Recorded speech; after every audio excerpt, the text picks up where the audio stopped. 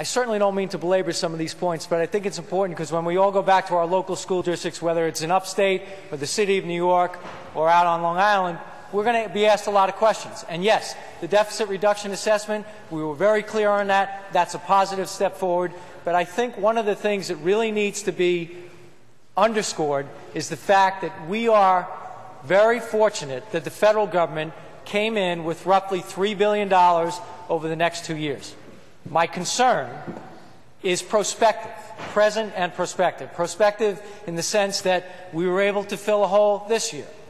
We will probably be able to fill a hole next year, but we have plateaued now. We have plateaued this year. It seems already that the groundwork has been laid so that we will plateau next year.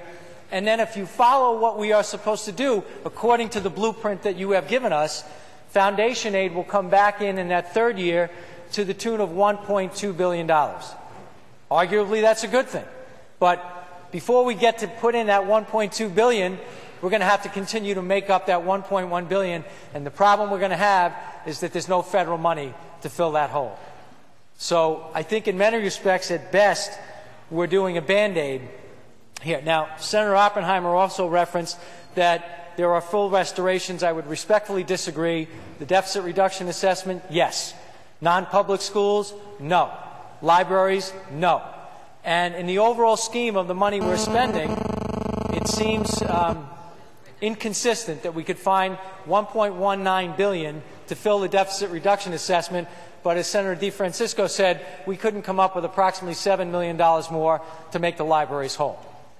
Now, one of the challenges that we're having, frankly, is that this is the first real opportunity that we've had to engage and will engage relative to the educational policy and budgetary considerations in this state. Again, I would reiterate, we didn't have any conference committees. We had no public discussions. We had no debate about mandate relief. We had no debate about foundation aid. We had no debate about charter schools. We had no debate about anything. So what we're being presented, and I'm sure it is frustrating for my colleagues on the other side to have to endure this, but the reality is that this is the first time that we're going to have this type of exchange. So when we inquire and we ask and we offer comments and suggestions, I truly believe that it's in good faith. And you reference protecting the property taxpayers. I'll speak for the communities that I represent. People really like that star rebate check. People understand that that's a check to them from the government that will help them out. Personally, I completely disagree with the fact that that has been removed from this budget, and I think that's something we're probably going to hear about more than anything else in relation to the education portion of the budget. And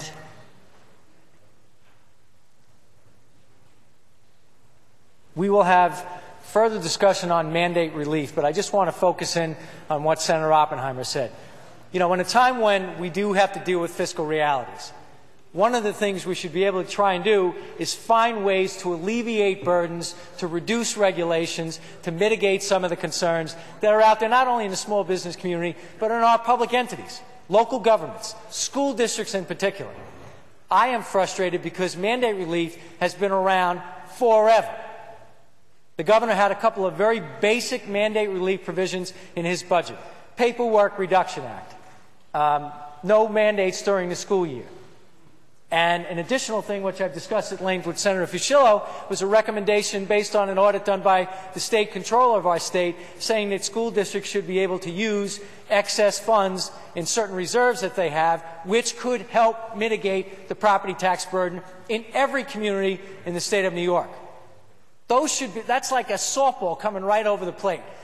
Who could be against getting rid of paperwork that's unnecessary, that doesn't do anything to educate kids?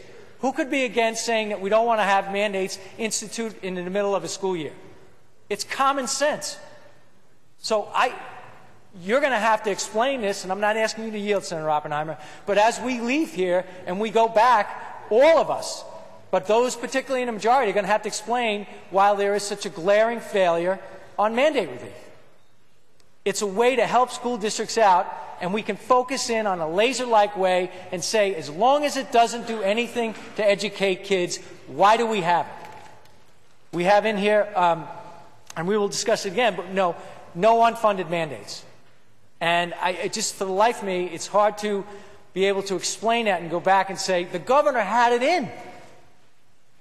And if the Senate Democrats supported it, what I'm now going to do, based on what you're saying, I'm going to go back and say the Assembly Democrats are completely the ones responsible for leaving the mandate. And I guarantee you, when I go to a public meeting, they're going to turn around and say it was you, the Senate Democrats.